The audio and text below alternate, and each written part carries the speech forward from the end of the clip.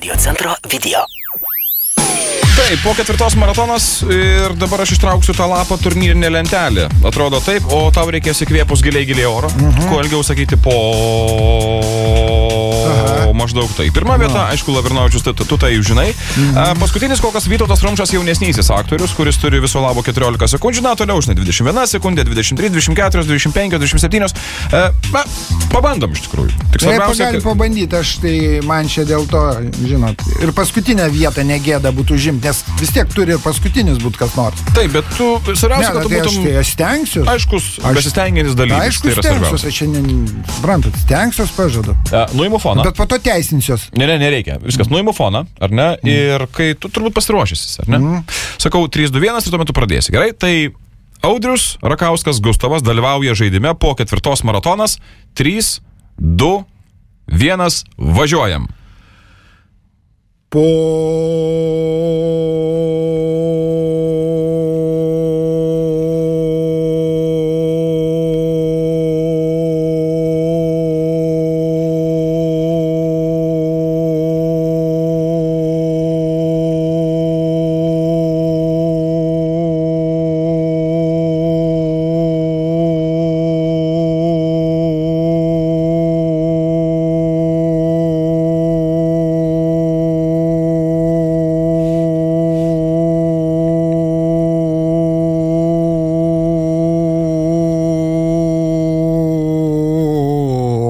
Ketvirtos.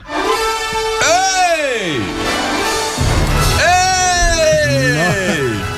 Ei! Audriu. Nu. Kam 3? 43 sekundės. Klausyk. Tau truko 8 sekundžių iki pirmos vietos, bet mes dabar sakykime taip, tu užėmė antrą vietą. Jej!